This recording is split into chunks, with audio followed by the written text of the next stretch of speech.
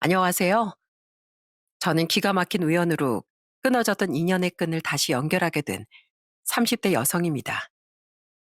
그때만 생각하면 너무나 꿈만 같던 일이라 눈물이 절로 흐를 정도인데요. 드라마에서만 나올 법한 기가 막힌 일이라 이렇게 사연을 보내봅니다. 그럼 제 이야기 들어주시겠어요? 저희 집은 어릴 적 정말 잘 살았어요. 동네에서도 이 집은 부잣집이라고 할 정도로 넓은 집에 마당이 있었고 가정부 아주머니도 계셨죠. 사업을 하는 아빠 엄마 대신에 가정부 아주머니는 저에겐 제2의 엄마나 다름없으셨어요. 제가 4살 때부터 저희 집에 오셔서 13년 동안 저희와 함께 하셨으니 정말 웃지 못할 에피소드들도 많답니다. 한 번은 밖에서 넘어져 다쳐 집에 들어온 적도 있었어요.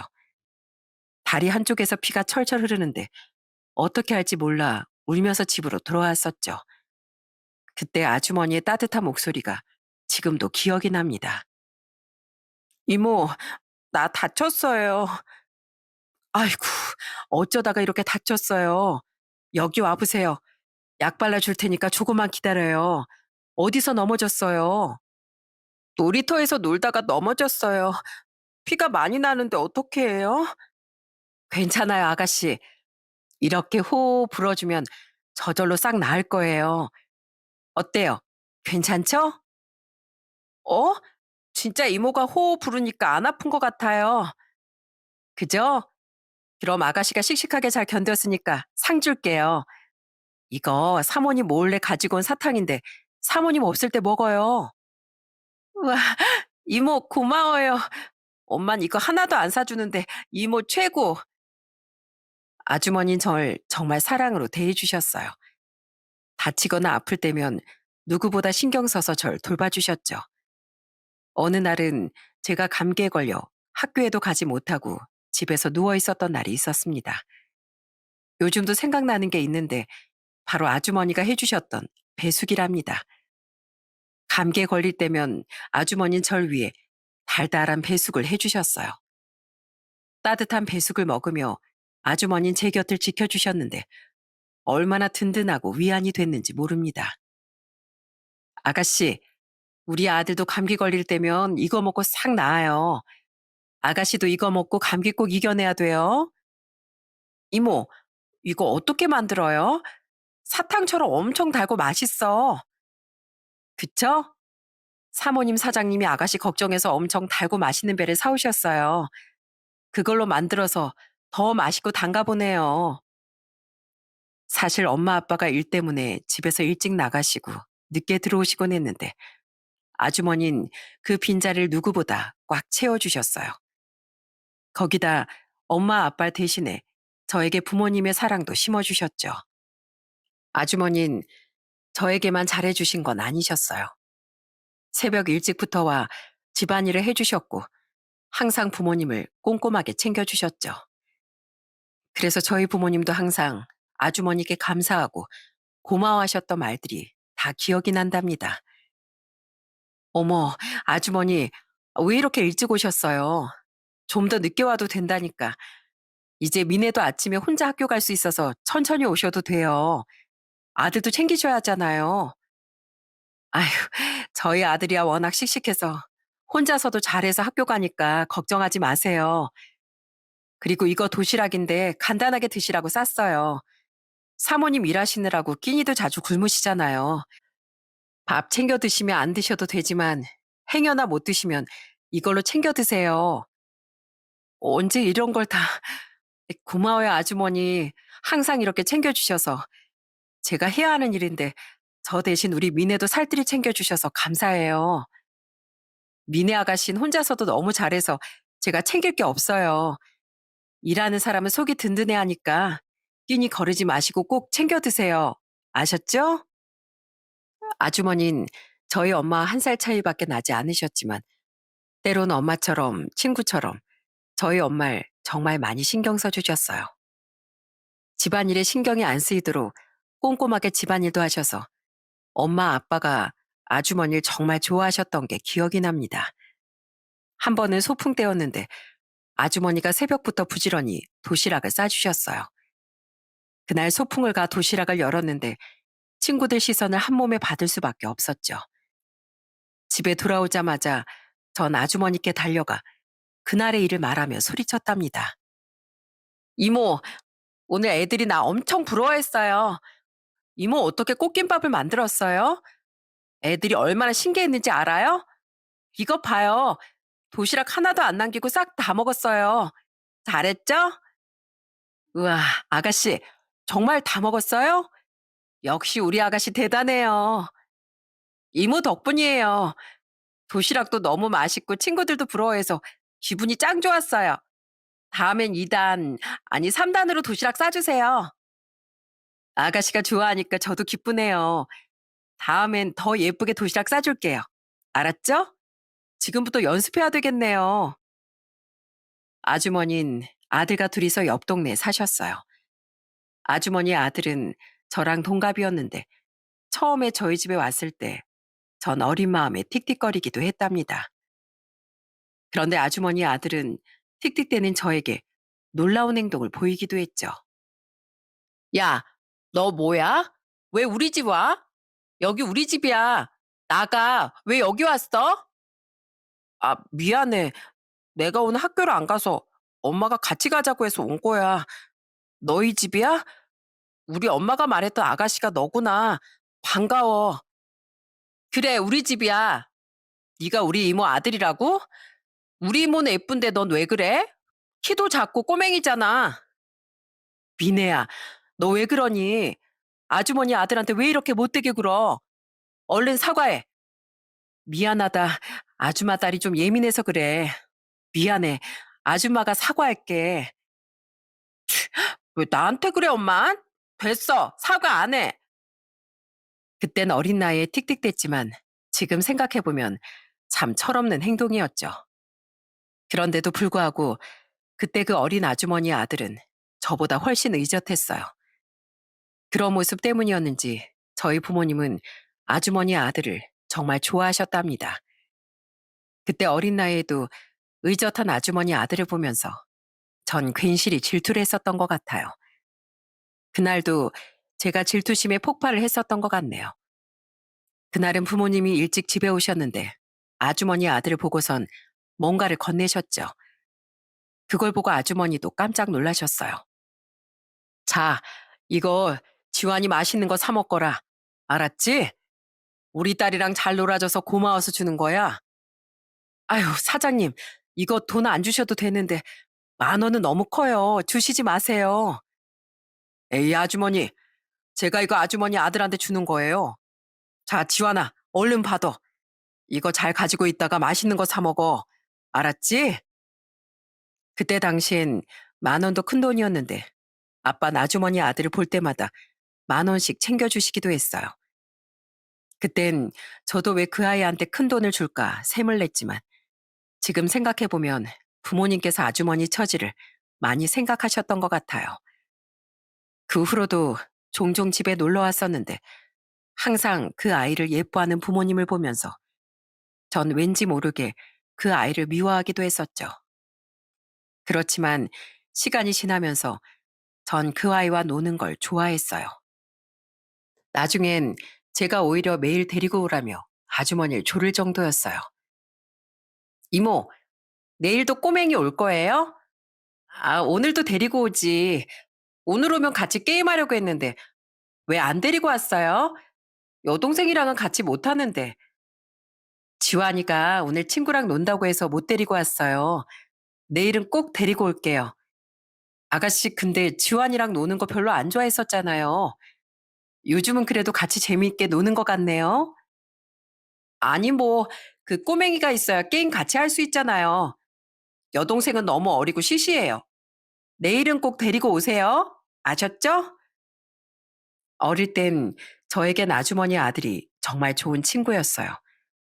그땐 같이 어울려 노는 친구들이 별로 없어 항상 집에서 혼자 놀았었는데 그 아이가 오면 같이 게임도 하면서 재밌게 놀았었거든요. 시간이 흘러 제가 중학교에 들어가고 고등학교에 들어갈 때가 되어서 아주머니는 절 전보다 더 잘 챙겨주셨어요.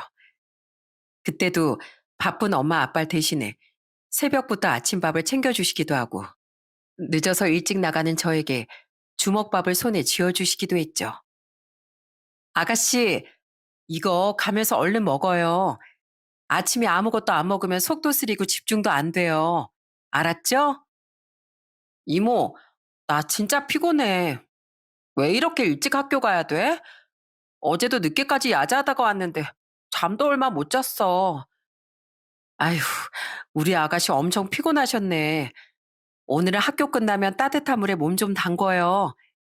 아가씨 올 시간에 맞춰서 따뜻하게 물 받아 놓을게요. 알았죠? 가면서 꼭 이거 먹어야 돼요. 비몽사몽 눈도 못 뜨고 부랴부랴 나가는 저에게 작게 밥을 뭉쳐서 입에 넣어 주시기도 하고 정성스럽게 매일 교복을 다려주시기도 했어요. 그렇게 엄마나 다름없었던 아주머니와 평생 행복하게 잘 지낼 거라 생각을 했죠. 그런데 불행은 갑작스럽게 다가왔습니다. 제가 17살 때 아주머니께서 갑자기 일을 그만두시게 됐죠. 그 이유를 알고서 전 하루 종일 펑펑 울 수밖에 없었어요. 정말 죄송해요, 사모님, 사장님. 제가 오랫동안 일을 하고 싶었는데 제 몸이 이 지경이라 더 일하는 게 민폐인 것 같아서요. 아이고, 아닙니다, 아주머니. 몸부터 챙기셔야죠. 얼른 괜찮아지셔서 아드님이랑도 잘 지내셔야죠. 지금까지 얼마나 최선을 다해 주셨는지 저희가 다 알고 있습니다. 아주머니 몸 건강해지시면 그때 또다시 건강하게 만나면 되죠. 감사합니다, 사장님. 사장님, 사모님 덕분에 저도 그동안 정말 편하게 일했습니다. 그리고 이거 안 그래도 전부터 드려야 된다고 생각을 했는데 퇴직금입니다. 받아주세요. 네? 퇴직금이요? 아니에요. 괜찮아요. 솔직히 사장님, 사모님께서 저 봉급도 많이 주시고 배려도 많이 해주신 거 알고 있습니다. 그런데 퇴직금이라뇨. 퇴직금은 원래 챙겨줘야 하는 거예요. 아주머니 받아야 하는 거니까 꼭 받으세요.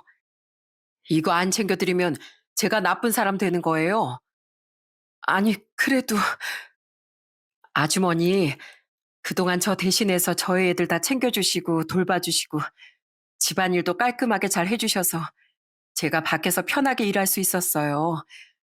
너무 애쓰셨고 고생 많으셨어요. 사실 지금까지 해주신 거 제가 가치로 다 매길 수는 없겠지만 저희 마음이니까 받아주세요.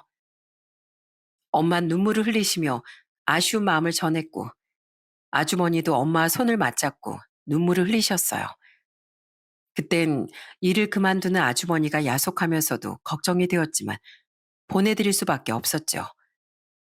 그렇게 아주머니가 일을 그만두시면서 다른 가사 도우미를 고용하려고 했지만 엄만 아주머니 자리를 지키겠다며 일을 그만두시고 그때부터 집안일을 하셨습니다. 시간이 지나면서 저희 가족도 차츰 생활에 익숙해지게 되었고 그렇게 아주머니와는 연락이 끊기게 되었죠. 슬픈 일은 여기서 멈출 거라 생각했는데 어김없이 불행한 일들은 찾아오고 말았습니다. 대학에 입학한 지 1년이 지났을 무렵 아버지의 사업이 무너지기 시작했어요. 생활이 어려워지자 저와 엄만 생계를 위해 일을 하기 시작했는데 그때 아빠가 해주셨던 말이 지금도 가슴에 사무친답니다. 미네야, 아빠가 정말 미안하다. 아빠가 너한테 못할 짓을 하는 것 같아서 너무 미안해. 일하는 건 힘들지 않니? 아빠 괜찮아. 하루 종일 하는 것도 아니고 잠깐 하는 건데 뭐. 그리고 오히려 좋아. 사람들도 많이 만나고 같이 일하는 사람들이랑 친해져서 재밌게 일하고 있어. 그래도 아빠가 앞으로 더 열심히 일해서 우리 미네랑 엄마 고생 안 하게 해줄게. 정말 미안하다. 아빠가 능력이 없어서. 에이, 아빠가 무슨 능력이 없어. 지금까지 우리가 어떻게 컸는데. 다 아빠 덕분이지. 아빠 힘내요. 난 걱정하지 말고. 알았지? 아빤 사업을 어떻게든 살리려고 많은 노력을 하셨지만 불행은 끝이 없었는지 해가 갈수록 사업은 더욱 어려워지고 말았어요. 결국 20년 넘게 애지중지 키워왔던 아빠의 사업은 그렇게 망해버리고 말았죠. 사업이 망하게 되면서 살고 있던 집도 차도 모두 다 처분을 해야 했습니다. 저희는 그 뒤로 반지하 월세집으로 옮겨가게 되었어요. 햇빛도 잘 들지 않은 허름한 빌라 반지하로 이사를 하면서 언뜻언뜻 보이는 부모님의 참담한 표정은 아직도 생생합니다. 비네야, 주애야, 정말 미안하다. 너희들 이런 곳에서 살게 하고 싶지 않았는데 지금은 아빠가 여력이 없구나. 정말 미안해. 미안하다는 말밖에 해줄 수가 없어. 아빠, 괜찮아. 여기가 뭐가 어때서. 집도 깨끗하고 집주인 아주머니가 2배까지 다 해주셔서 얼마나 다행이야. 그리고 학교도 가깝고 말이야. 고생만 하게 하는 것 같아서 미안해서 그러지. 아빠가 어떻게든 일 열심히 해서 더 좋은 집으로 이사 가자. 그래, 아빠 이럴 때도 있고 저럴 때도 있는 거잖아. 난 우리 아빠 엄마 믿어. 그러니까 힘내. 부모님께선 어떻게든 가난에서 벗어나려고 치열하게 발버둥을 치셨어요. 아빠는 일용직으로 매일매일 열심히 일을 하셨고 엄마도 식당 설거지를 하며 일을 하셨죠. 아침 새벽부터 저녁 늦게까지 일을 하시고 돌아오시는 부모님은 당장이라도 쓰러질 듯한 모습이셨지만 집에 오시고 나서도 저와 동생을 꼭 챙겨주셨어요.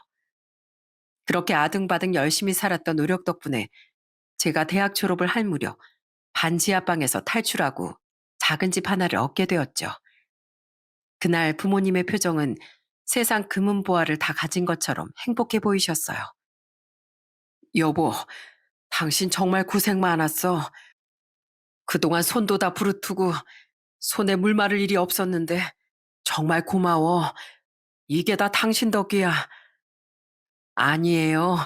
당신도 얼마나 고생 많았는데요.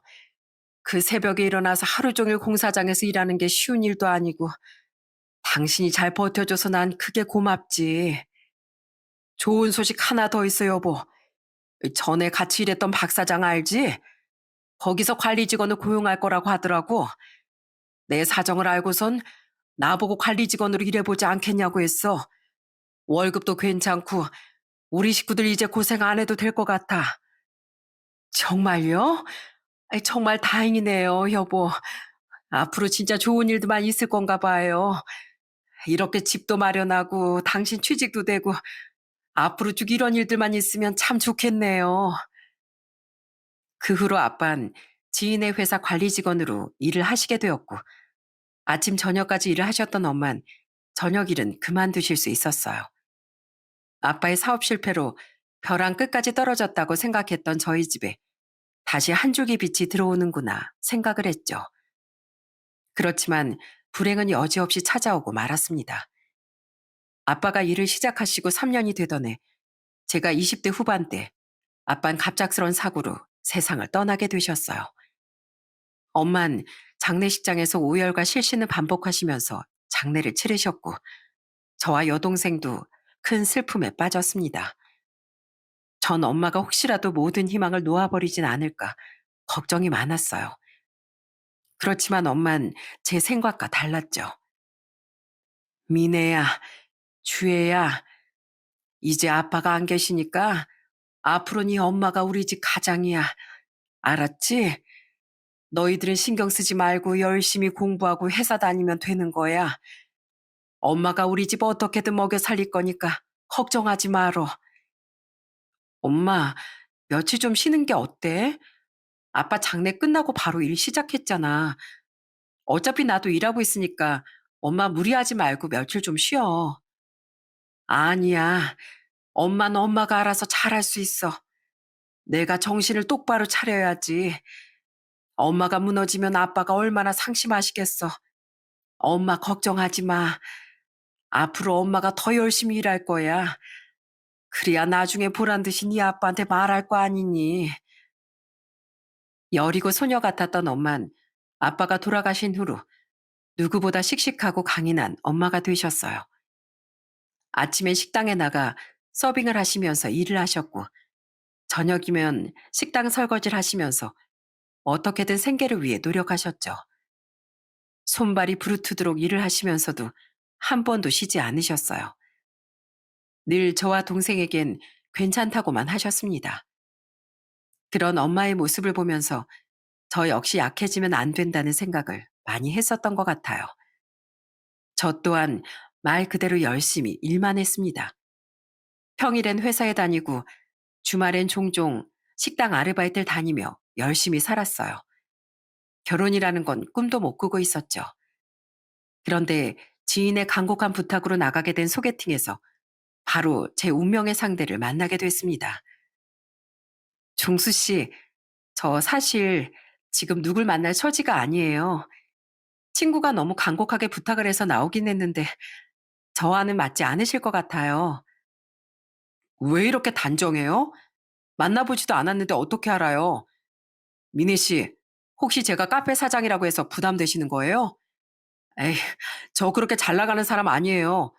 그냥 자영업자죠, 자영업자. 저 아버지도 안 계시고 집도 넉넉하지 않아요. 들어보니까 결혼 생각을 하시는 것 같은데 전 아닌 것 같아요. 왜요? 전 미니 씨 마음에 듭니다. 제가 뭐 당장 결혼하자고 했나요? 한번 만나보자고 한 거죠. 저 진짜 괜찮은 놈이니까 한번 만나만 보세요. 제가 그 생각 달라지게 해드릴게요. 남편은 정말 적극적으로 저에게 대시를 했어요. 제 상황을 모두 다 얘기를 했음에도 불구하고 남편은 그런 상황쯤이야 아무것도 아니라며 대수롭지 않게 생각을 했죠. 적극적이고 늘 밝은 남편을 보면서 저는 마음이 생길 수밖에 없었습니다. 그렇게 전 연애를 시작하게 되었어요. 남편이 정말 좋은 사람이라는 걸 연애를 시작하면서 더 많이 느끼게 됐어요. 한 번은 집에 데려다 주면서 엄마와 집 앞에서 마주친 적이 있었는데 어색한 기색 하나 없이 자연스럽게 집에 들어가 밥을 먹게 됐죠. 별거 아닌 반찬을 차려주고선 엄마가 민망해 하셨는데 그때 남편의 태도가 정말 놀라웠답니다. 와, 어머님, 어떻게 이렇게 손맛이 좋으세요? 반찬이 하나같이 다 맛있어요. 어머님 가게 차리셔도 대박 나겠어요. 아, 그래요? 내가 오늘 일이 늦게 끝나서 장도 못 보고 집에 먹을 게 없었는데 이렇게 맛있게 먹어주니 고맙네요. 에이, 어머님, 다른 반찬 없어도 되겠는데요. 이걸로도 완전 충분해요. 저 밥 여기서 두 그릇 먹고 가도 되죠? 와, 오늘 아주 폭식하겠는데요. 싹싹하게 자라는 남편에게 엄만 단박에 마음을 사로잡혔습니다. 남편과 결혼을 결심하게 되었던 이유는 또 하나 있었는데요. 그날은 제가 주말에 아르바이트를 하고서 집에 늦게 들어오던 날이었어요. 집에 오니 엄마랑 여동생이 거실에서 고기를 구워 먹고 있었죠. 그런데 웬 낯익은 신발이 현관에 놓여져 있더라고요. 집 안으로 들어가 보고선 전 깜짝 놀랄 수밖에 없었습니다. 어머, 종수 씨 어떻게 여기 있어요? 오늘 무슨 약속 있다고 한 거 아니었어요? 아, 그 약속 여기 오는 거예요. 오늘 어머님이랑 주애랑 같이 고기 구워 먹기로 약속했거든요. 그쵸, 어머님? 그래, 그래. 아이, 저번에 연락 오더니만 주말에 같이 고기를 먹자고 하더라고. 너한테는 말하지 말라고 얼마나 신신당부라던지. 종수가 글쎄 고기를 이렇게나 많이 사왔어. 너도 얼른 와서 앉아라. 남편은 그 후로도 집 이곳저곳 고장난 곳을 고쳐주기도 했어요. 문이 잘 열리지 않는 곳도 알아서 척척 고쳐주고 변기에서 물이 새는 것도 실리콘으로 메꿔주기도 했죠. 제가 없는 날에도 남편은 엄마에게 연락을 해서 혼자서도 찾아 밥을 먹고 가기도 하고 친아들처럼 그렇게 살갑게 굴었습니다. 그래서 그런지 엄만 남편을 너무나 애틋하게 생각을 하셨답니다. 하루는 절 부르시더니 놀라운 말을 하시더라고요. 미네야, 종수 말이다. 꼭 네 아빠가 보내준 천사 같아. 저번에 내가 싱크대 물이 졸졸 나온다면서 얘기한 적이 있는데 그걸 그새 뚝딱 고쳐놓은 거 있지? 참, 네 아빠도 그랬었는데 말이야. 그래? 종수 씨 참 싹싹하지, 엄마. 나도 종수 씨 볼 때마다 우리 아빠 살아계셨으면 얼마나 좋아했을까 싶은 생각도 들더라고. 그지? 분명 네 아빠가 엄청 좋아했을 거야. 에휴, 정말 예뻐했을 텐데. 네 아빠 돌아가시고 나서 늘 집이 텅텅 빈 것처럼 허전했는데 요즘은 총수 올 때마다 집이 꽉 찬 것 같아. 그렇게 친정 식구들에게도 예쁨을 받았던 남편과 2년의 연애를 하고 결혼을 결심하게 되었어요. 그런데 남편이 프로포즈를 하고 나서도 저는 걱정이 이만저만이 아니었어요. 사실 저희 집은 홀어머니의 여유로운 편도 아니었고 시댁은 저희보다 훨씬 여유롭고 잘 살았기 때문이었죠. 남편은 걱정할 거 하나 없다며 절 안심시켰지만 전 내심 속으로 걱정이 많았어요. 그렇게 첫 인사를 가게 되었는데 마주하게 된 현실은 제 생각과는 전혀 달랐습니다. 어머, 어서 와요. 우리 처음 보죠? 난 종수 엄마. 예비 며느리가 인사 온다고 해서 내가 얼마나 긴장을 많이 했는지 몰라요. 밖에서 볼까 하다가 그래도 한 끼는 먹이고 싶어서 집으로 오라고 했어요. 괜찮죠? 네, 어머님. 처음 뵙겠습니다. 저는 김미애라고 합니다. 이거 별거 아닌데 어머님 꽃 좋아하신다고 해서 준비했어요. 어머, 고마워요. 내가 이런 거 엄청 좋아하는데 역시 종수가 말한 대로 센스가 있네. 어서 와요. 뭐 차린 건 별거 없지만 맛있게 먹어요. 입맛에 맞을런지 모르겠네. 전 시댁 상차림을 보고 감격을 할 수밖에 없었어요. 어떻게 알았는지 제가 좋아하는 음식들로만 싹 준비가 되어 있었죠. 나중에 알고 봤더니 시모께서 남편에게 제가 좋아하는 음식을 물어보고 아침부터 준비를 한 음식이라고 하더라고요. 시부모님은 절 편견 없이 좋아해 주셨고 저희 집의 상황을 모두 이해하셨어요. 더군다나 그동안 고생하셨을 저희 엄마에 대해 존경을 표하셨죠. 그런 시부모님의 모습을 보면서 역시나 남편의 인성이 시부모님으로부터 온 거구나 생각했습니다. 그런데 딱 하나 걸리는 게 있었어요. 첫 등장부터 전 경악을 금치 못했어요. 예, 넌 오늘 예비 새언니 인사로 온다는데 꼴이 그게 뭐야? 가서 옷이라도 얼른 갈아입고 와. 아, 왜? 결혼할 거면 이 꼴 저 꼴 다 봐야 하는데 무슨 나더러 옷까지 갈아입으래? 뭐 대통령이라도 집에 왔어? 상은 또 이게 뭐야? 안녕하세요.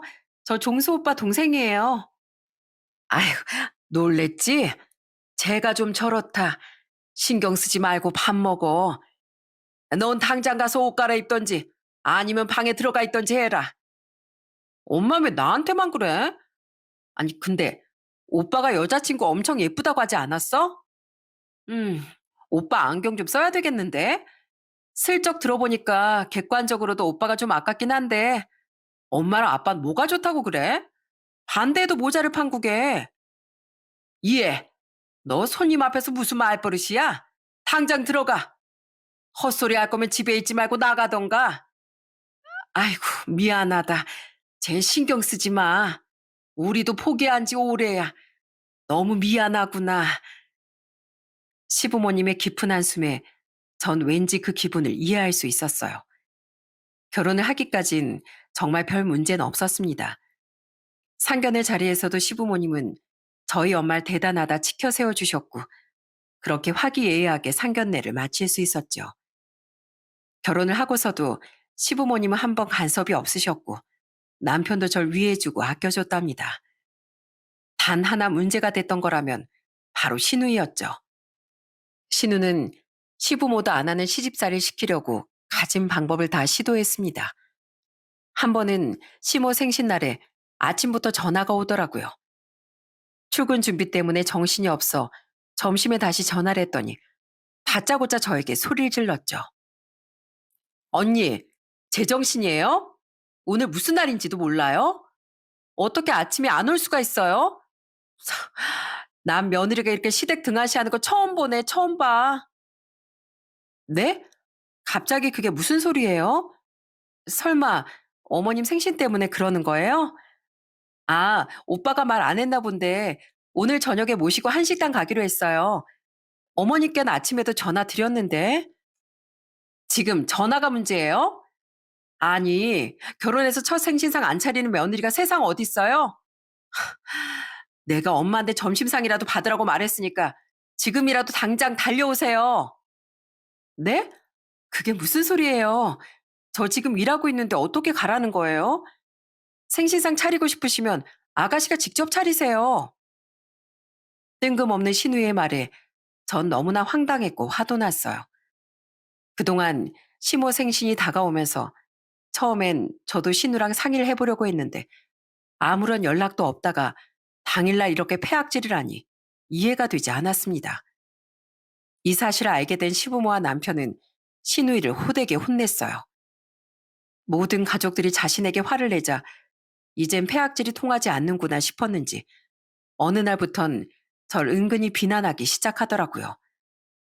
어느 날 시댁에 갔을 때 전 새 가방을 메고 간 적이 있었어요. 그런데 신우가 그걸 보더니만 경악하면서 말을 했죠. 언니, 아유 언니는 월급도 그렇게 많지 않으면서 어떻게 그렇게 새 가방을 자주 사요? 난 진짜 이해가 안 되네.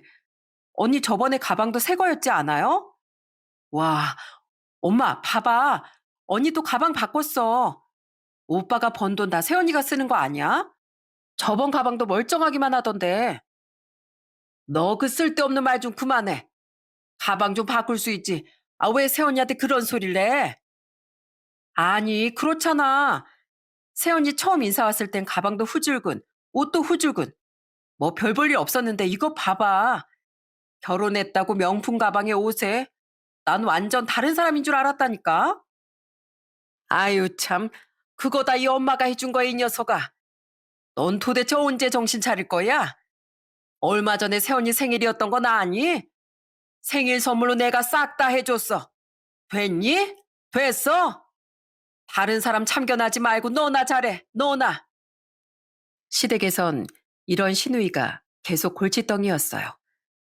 어릴 때야 철없어서 그런가 보다 싶었지만 벌써 나이가 30대인데도 불구하고 철없이 행동하는 모습을 보니 시부모님도 남편도 두 손 두 발 다 들어버린 거죠. 저에게 자꾸만 이상한 행동을 하는 신우 때문에 시부모님은 시누이가 집에 있으면 아예 시댁으로 오라고조차 하지 않으셨습니다. 명절 때도 신우가 밖에 나갔을 때 그때서야 오라고 할 정도셨죠. 명절하니까 생각나는 에피소드가 있는데요. 결혼할 때 시부모님께서 처음 약속을 해주셨던 것이 있었어요. 그때 절 부르시곤 슬쩍 얘기를 해주셨는데 전 그 말을 듣고 눈물을 흘릴 수밖에 없었습니다. 아가, 내가 오래 살아본 건 아닌데 부모님은 살아계실 때 잘해야 하더라. 나도 그렇지만 주변에서도 부모님 돌아가시고 나서 후회하는 사람이 정말 많어. 그래서 하는 말인데 너희 명절엔 친정부터 가거라. 네? 어머님, 친정부터요? 그래. 우리야 따로 뭐 차리는 것도 없고 우리 둘이서 아침에 매일 산책 가잖니. 아침에 와봤자 할 것도 없고 안사돈께서는 얼마나 가족들을 기다리겠어. 사돈 처녀도 일 때문에 멀리 살잖아. 우린 너희도 가까이 살고 시누이도 있으니까 괜찮어. 어머님, 감사해요.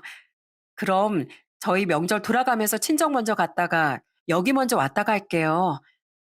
아니야, 아니다. 명절 땐 항상 친정 먼저 가서 하룻밤 자고 와. 아버지도 뵙고 와야지.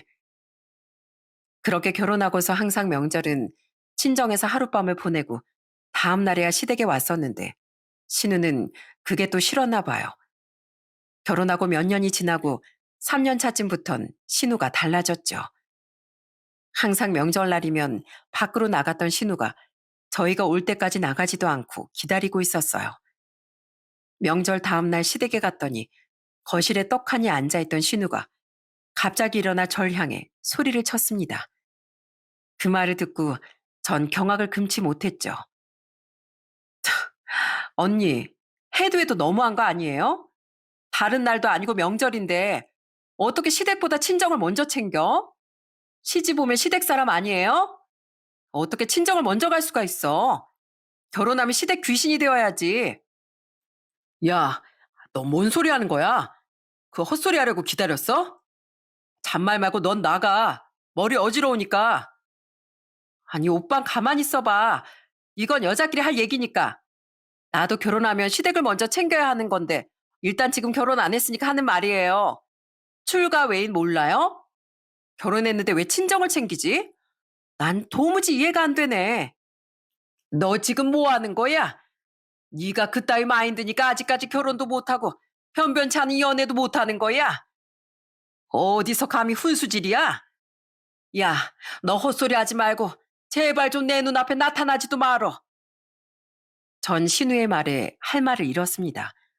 어떻게 그런 말을 할 수 있는지 어처구니가 없더라고요. 저보다 더 격분한 건 남편과 시부모님이셨어요. 신우의 말을 듣자마자 시부모님은 신우의 등짝을 때리셨고 남편은 신우 팔을 붙들고 집 밖으로 쫓아냈죠. 그날 내내 시부모님과 남편은 저에게 미안하다며 사과를 하셨어요. 신우에겐 정을 붙일래야 붙일 수가 없었습니다. 그런 골칫덩이 신우를 시부모님은 얼른 시집을 보내던지 내보내고 싶어 하셨죠. 문제는 신우가 연애를 잘 하지 못했다는 거였어요. 성격 때문이었는지 뭐였는지 신우는 30대 중반까지 연애를 해도 1년을 채우지도 못했습니다. 그렇게 결혼이나 할 수 있을지 걱정했던 신우가 30대 후반이 되어 갑자기 결혼을 하고 싶다며 말을 꺼내더라고요. 처음엔 어떻게 연애라고 결혼까지 하려고 하는 걸까 의문이었는데 그 의문은 얼마 지나지 않아 풀리게 되었어요. 예, 오늘 예비 사이 집에 인사 왔거든. 참, 난 우리 딸이 어떻게 연애라고 결혼까지 하나 싶었는데 그 여우 같은 애가 어떻게 했는지 아니? 내가 참 기가 막혀서 난 다른 사람인 줄 알았잖아. 아주 소름 돋았어. 왜요, 어머님? 뭐 무슨 일 있으셨어요? 그나저나 예비 사이는 어때요? 아니, 너무 괜찮더라. 키도 훤칠하고 직업도 회계사에 인물도 반반하고 서글서글하니 착한 것 같아. 사돈댁도 크게 식당을 하나 보더라고. 그런데 그런 좋은 사람이 어떻게 우리 딸을 만났나 했더니만 걔가 아주 그냥 말도 조곤조곤하고 웃을 때도 호호거리면서 얌전한 척 하는데 난 진짜 깜짝 놀랐다니까. 정말요? 에이, 그래도 신우 성격을 아예 모르진 않겠죠. 그러겠지? 어느 정도 알고서 결혼까지 생각한 거겠지? 아유, 난 우리 딸 하는 꼴을 보고 나니까 뭔가 속이는가 싶기도 해서 말이야. 저게 왜 저러나 몰라. 철없이 망나니 같았던 신우가 갑자기 천사표가 되었다는 말을 듣고선 전 깜짝 놀랄 수밖에 없었어요. 그렇게 두 사람은 결혼을 약속하게 되었습니다. 대망의 상견례 날 저희 부부도 가족으로 참석을 하게 되었죠. 도대체 어떤 사람이길래 신우가 저렇게 확 바뀌었을까 너무나 궁금했어요. 상견례에 참석하고서 인사를 건네는 순간 갑자기 신우의 예비 시모 입에서 놀라운 말이 흘러나왔죠. 그 말을 듣고 그곳에 있던 모든 사람들은 경악을 금치 못했습니다. 아유, 미네 아가씨, 여기서 뵙네요. 어떻게 이런 일이, 어머, 아가씨, 그동안 어떻게 지내셨어요? 잘 지냈어요? 아유, 어릴 때 얼굴이 하나도 안 변했네. 어? 이모, 이모가 어떻게 여기 있어요? 설마, 그럼 제 시누이랑 결혼한다고 했던 사람이 이모 아들이에요? 지환이? 아이고, 세상에나. 사람 인연이 어떻게 될지 모른다더니만 어떻게 아가씨 식구들이랑 또 이렇게 인연이 생기게 됐나 봐요. 사장님이랑 사모님은요, 잘 지내시죠? 아휴, 제가 한번 찾아뵀어야 하는 건데 나중에 가보니까 이사를 가셨더라고요. 아빠는 돌아가셨어요. 그나저나 엄마가 아시면 너무 좋아하실 것 같아요. 두 분이 어떻게 아세요? 아가씨라뇨? 신우의 예비 시모는 바로 제가 어릴 적부터 제2의 엄마로 그렇게 따르던 그 도우미 아주머니셨어요. 반가움에 저희는 얼싸안고 눈물을 흘릴 수밖에 없었죠. 모든 사실을 시댁 식구들에게 이야기하자 시부모님과 남편은 기가 막힌 인연에 감탄하셨습니다. 단 한 명 신우이만 얼굴이 새하얗게 질려 있었어요. 상견례 내내 말도 없이 조용하던 신우는 상견례 자리가 끝나고 나서 저에게 슬그머니 말을 꺼내더라고요. 도둑이 제발 저린다는 게 바로 여기에서 하는 말이었나 봐요. 신우의 말은 참 기가 막혔습니다. 언니, 저희 예비 시어머니랑 잘 아는 사이예요? 전에 도우미 아주머니시면 뭐 그렇게 친한 사이는 아니신 거죠? 친하죠. 저희 집에서 13년이나 계셨는데 거의 엄마나 다름없으신 분이세요. 근데 왜요? 언니 제가 결혼 준비하다 보니까 언니한테 좀 미안한 게 있어서요. 그동안 제가 너무 철없이 행동한 거 미안해요. 언니도 제가 결혼하면 좋잖아요. 저희 시어머니한텐 얘기 좀 잘 해주세요. 그렇게 상견례가 끝나고 며칠 뒤 신우이에게서 갑작스럽게 연락이 왔어요. 예물을 보러 갈 건데 그래도 결혼한 제가 잘 볼 것 같으니 같이 봐달라는 부탁이었죠. 결혼하고서 개인적인 연락은 한 번 없었던 터라 그래도 결혼 준비하면서 철 좀 들었나 싶어 알겠다고 말하고 백화점으로 향했습니다. 백화점에 도착을 하고 나서 신우를 만나게 됐는데 신우의 행동은 정말 제 분노를 불러일으켰습니다. 어처구니 없는 행동에 전 할 말을 잃었죠. 언니, 언니 저 결혼하는데 뭐 선물해 줄 거 아니에요? 솔직히 선물은 당사자가 받고 싶은 거 해줘야 좋은 거 알죠? 아, 그렇죠. 근데 선물은 남편이랑 상의해서 해주려고 했는데 다음에 남편 쉬는 날에 같이 와서 봐요. 오늘은 아가씨 예물 본다고 했잖아요. 에이, 그런 게 어딨어요. 오빠는 그런 거 볼 줄도 몰라요. 언니가 같은 여자니까 잘 알 거 아니에요. 여기 명품관 있는데 거기 가요. 저 꼭 사고 싶던 가방이 있는데. 네? 명품관이라뇨? 결혼 선물인데 가전제품이나 뭐 이런 거 사주려고 한 거예요. 가방은 나중에 따로 오빠한테 말하세요. 가전제품 이미 시댁에서 다 해준다고 했단 말이에요. 가방 사줘요, 가방. 이 정도는 해줘야 하는 거 아니에요? 솔직히 잘 나가는 식당 며느리로 가는데 부잣집에 시집 가니까 나중에 새언니한테 뭐라도 떨어질지 알아요? 아, 그리고 사돈어른 설거지 하신다면서요. 제가 우리 어머님한테 부탁해서 사돈어른 설거지 자리 하나 달라고 해볼게요. 언니도 이제 저희 오빠 돈으로 친정 먹여 살리는 건 그만해야죠. 신우의 경악스러운 말에 분노를 표출하려던 그 순간 누군가가 나타나 신우를 향해 소리를 치기 시작했습니다. 갑자기 무슨 일인가 싶어 쳐다봤더니 그곳에 서 있던 사람이 있었죠. 신우는 짜증을 내며 그 사람을 쳐다봤는데 그 정체를 알고선 얼굴이 새하얗게 질려버렸어요. 지금 이게 무슨 짓이야? 너 이런 애였니? 그동안 우리 앞에서 고상한 척, 얌전한 척 다 하더니만 그게 다 연극이었던 거야? 어디서 그따위 말을 짓거려? 어머님, 아니 그게 아니라 전 그냥 결혼 선물 사준다고 해서 오해세요, 오해. 오해는 무슨? 아까부터 다 지켜보고 있었구만. 안 그래도 내가 이상하다 싶었는데 역시나. 그래도 우리 아가씨가 시집간 집안이니 집안 하나는 믿을만 하겠거니 싶었는데 어머님 그게 아니라요. 제 말 좀 들어주세요. 언니가 명품 가방 사준다는 거 제가 괜찮다고 말리던 거였어요. 이게 어디 끝까지 거짓말이야? 상견례장에서 그렇게 고상하시던 사돈댁에서 갑자기 이것저것 요구한다는 게 이상하다고 했더니만 그거 다 네가 그랬던 거지? 이 결혼 없는 걸로 하자꾸나. 내 눈에 흙이 들어오기 전까진 결혼 절대 못해. 신우의 기가 막힌 모습을 지켜봤던 사람은 바로 신우의 예비 시모, 아주머니셨습니다. 상견례 날 전화번호를 교환하고 난 후 신우가 절 불렀던 날 저에게 엄마 만나고 싶다며 연락이 왔었어요.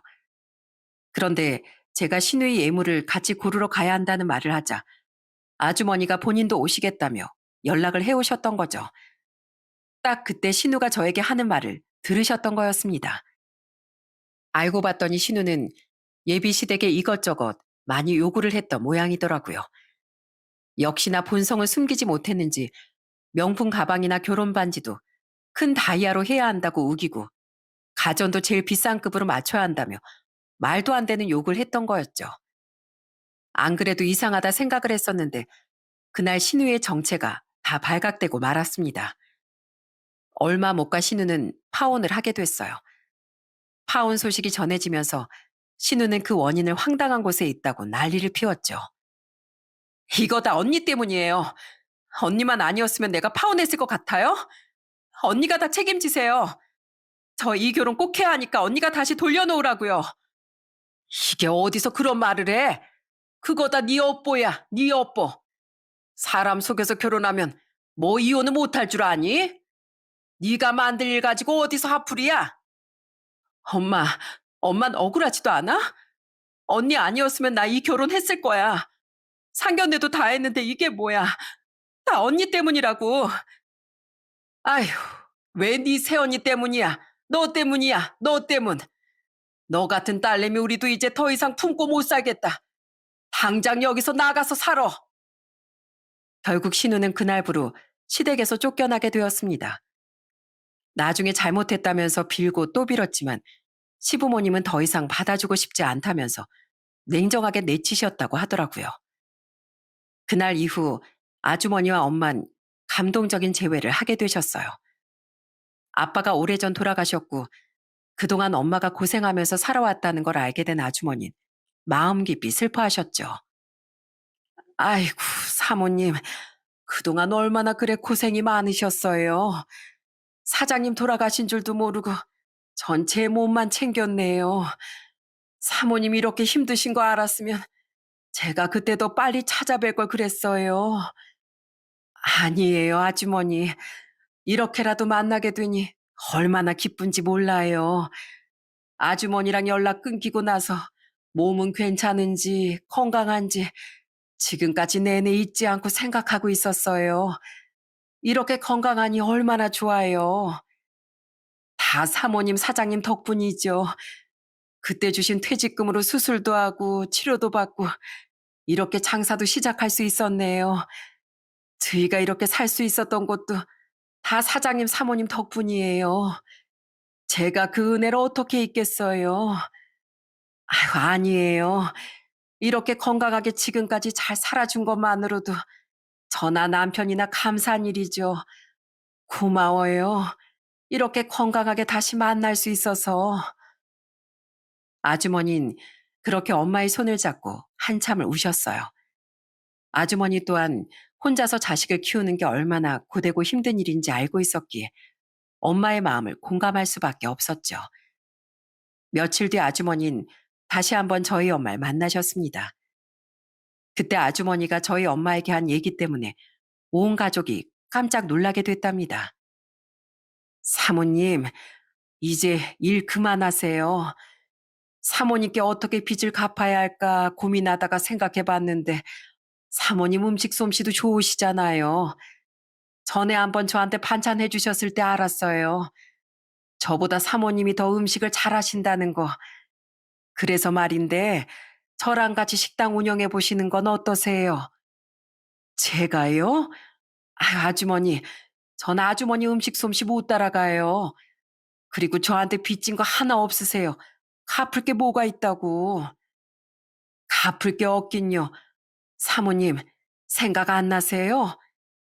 저 4살배기 어린아이 등에 업고 가사 도우미 하겠다고 찾아간 날이요. 다른 사람들은 다 절 내쳤는데 사모님은 절 받아주셨잖아요.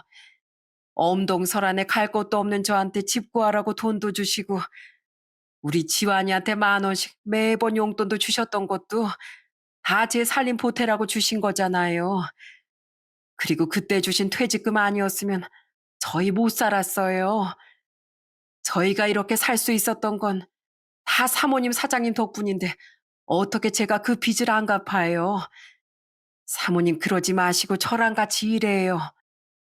그 후로 아주머니와 엄만 같이 손을 잡고 일을 하고 계세요.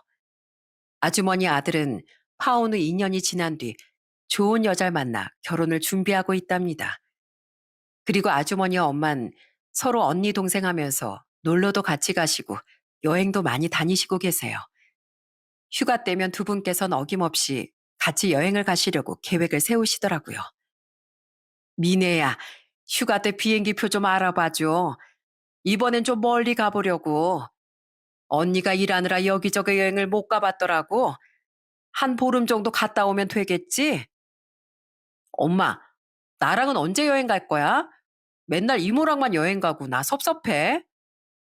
예, 이모랑 엄마랑 둘이서 다니면 얼마나 재밌는데. 너희들은 하도 잔소리만 하고 해달라는 거 안 해주잖아. 이모는 엄마한테 다 해준다. 얼마나 좋은지 몰라. 아이고, 엄마 이러다가 이모랑 같이 살겠네. 살겠어. 부부가 따로 없어 아주. 안 그래도 이모도 엄마랑 여행 갈 거라고 비행기표 좀 알아봐 달라던데. 참 일심동체야. 그러니? 그럼 내일 우리 가게 와서 같이 봐줘. 엄마랑 이모랑 여행 갔다 올게. 신우는 그날 후로 집에서 쫓겨나 아무런 지원도 못 받고 혼자서 쓸쓸하게 지내고 있다고 하더군요. 저는 남편과 시부모님과 행복하게 잘 살고 있답니다. 제 이야기는 여기서 끝이에요. 사실 사람의 인연이라는 게 지금 당장은 얼마나 갈지 눈에 보이지 않잖아요. 그러다 보니 어떤 사람에겐 소홀해지기도 하고 또 어떤 사람은 필요 이상으로 집착하게 되기도 하죠. 그렇지만 진정한 사람의 인연은 헤어진다고 해서 헤어진 게 아니더라고요. 언젠간 다시 그 인연의 끈이 이어지게 되는 것 같습니다. 엄마와 이모처럼 여러분들께도 애틋하고 가슴 시린 인연이 있으신가요? 오늘도 꼭 행복하시길 바라면서 이만 제 이야기를 마치겠습니다. 끝까지 들어주셔서 감사합니다.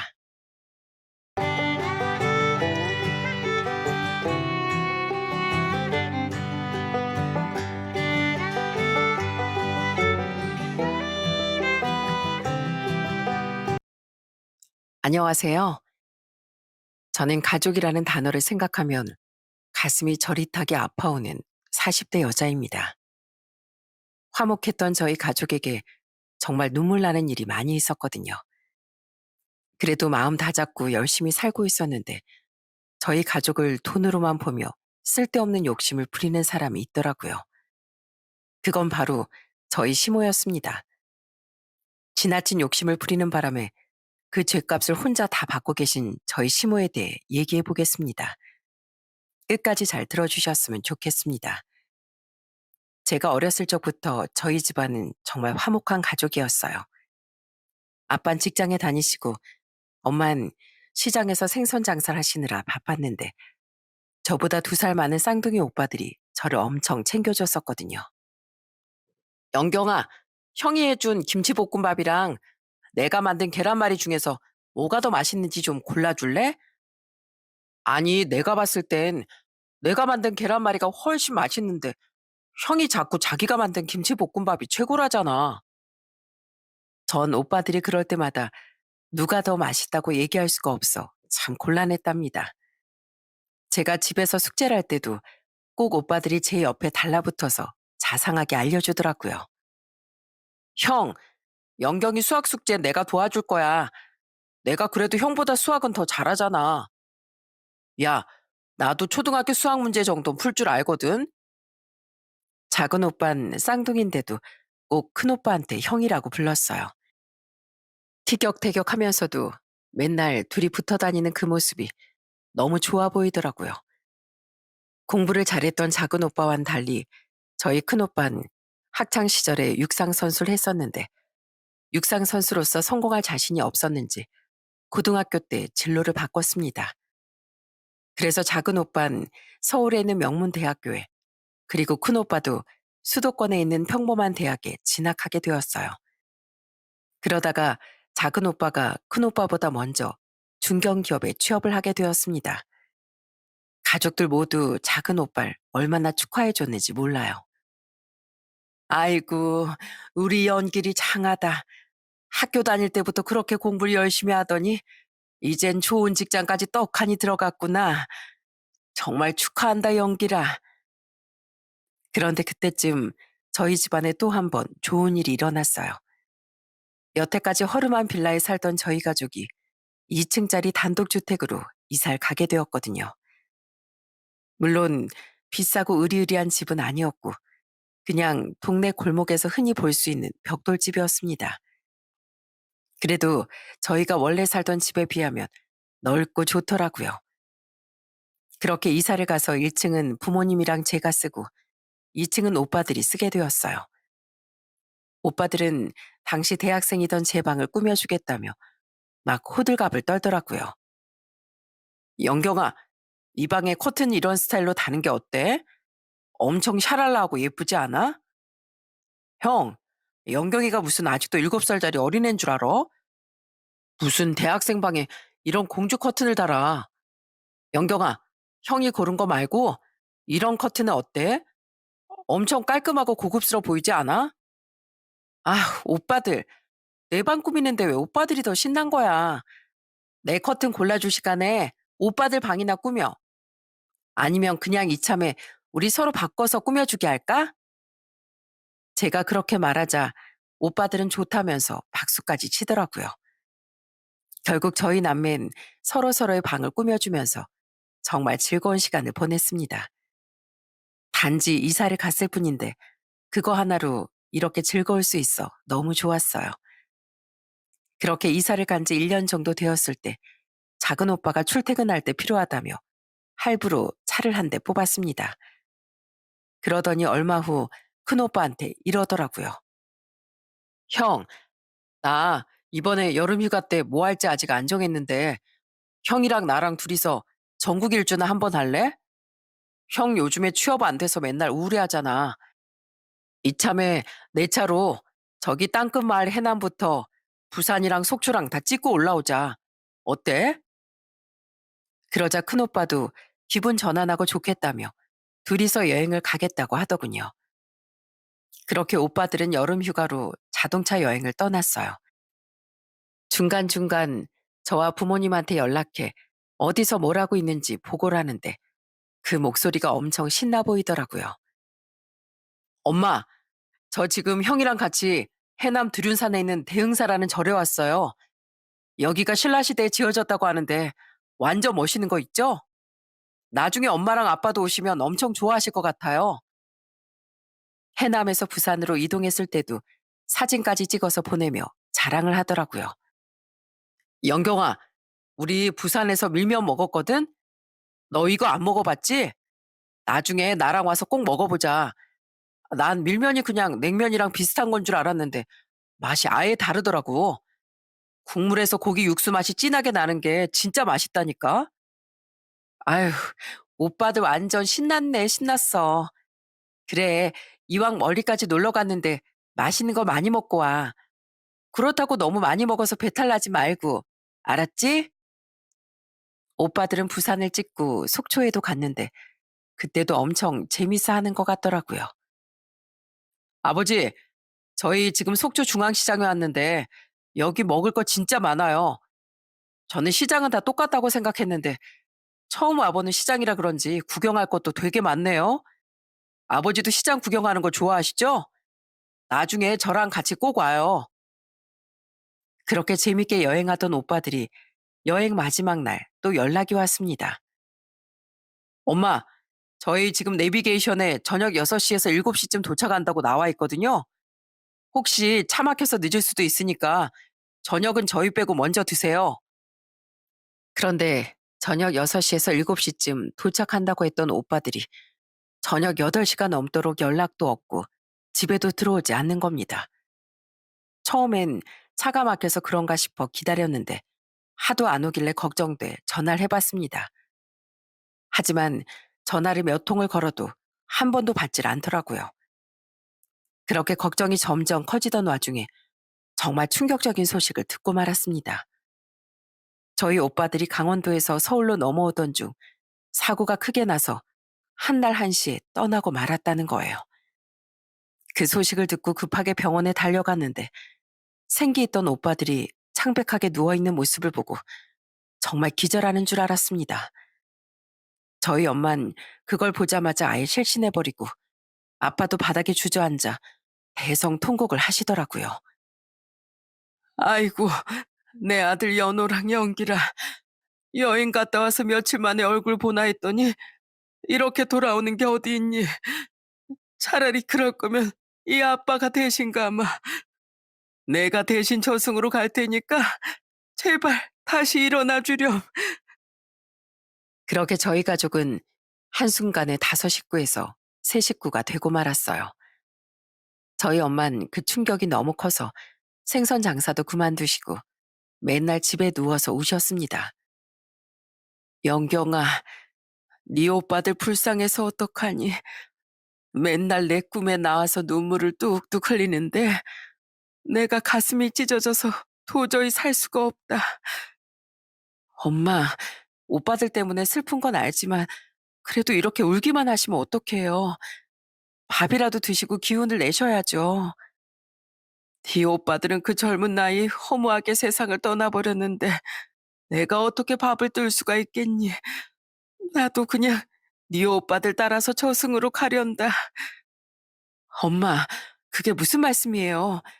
엄마가 그렇게 하면 오빠들이 좋아할 것 같아요? 오빠들이 예전에 많이 했던 말 있잖아요. 나중에 돈 벌어서 엄마한테 효도 많이 하고 싶다고 했던 거 기억 안 나세요? 그런데 엄마가 맨날 이렇게 밥도 안 먹고 울기만 하는 거 보면 오빠들이 얼마나 속상하겠어요. 자기들이 불효를 저질렀다고 생각해서 마음 편히 쉬지도 못할 거라고요. 그러니까 제발 울지 말고 기운 좀 내봐요. 네? 저도 옆에서 항상 엄마를 위로해주고 저희 아빠도 직장을 은퇴하고 엄마 옆에 꼭 붙어서 지켜주셨습니다. 그렇게 노력을 했는데도 저희 엄마가 괜찮아지는 데까진 2년이라는 시간이 걸렸어요.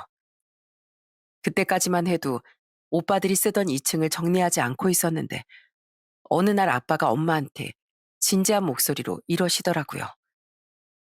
여보, 우리 이제 연호랑 연길이 편하게 보내주자고. 언제까지 2층을 저렇게 놔둘 순 없잖아. 연호랑 연길이도 자기들 방이 아직도 그대로 있는 걸 보면 마음이 편치 않을 거야. 아빠가 그렇게 얘기하자 엄마가 조용히 고개를 끄덕이시더군요. 그제서야 저희 가족은 오빠들이 썼던 2층을 정리하고 다른 사람한테 세를 주게 되었어요. 오빠들 짐을 정리할 때 제 마음도 참 씁쓸하더라고요. 엄마도 방 정리라면서 또 한 번 눈물을 흘리셨지만 예전처럼 많이 힘들어하진 않으셨습니다. 그렇게 오빠들을 떠나보낸 후 저도 직장 생활을 열심히 하면서 살았어요. 그러다 30대 초반 지인의 소개로 남편을 만나게 되었습니다. 남편은 리더십이 있고 웃음이 많은 사람이었는데 결혼하고 나서 저희 집에 정말 잘하더라고요. 어머님, 아버님, 사위 왔습니다. 오늘 날씨도 좋은데 저랑 한강에 같이 놀러 가시는 거 어때요? 그렇게 하루는 남편과 같이 부모님을 모시고 한강에 놀러 갔습니다. 가서 젊은 사람들처럼 편의점에서 라면도 끓이고 치킨도 시킨 후 돗자리를 펴고 앉아서 먹기 시작했어요. 되게 소소한 나들이었는데도 부모님이 엄청 좋아하시더라고요.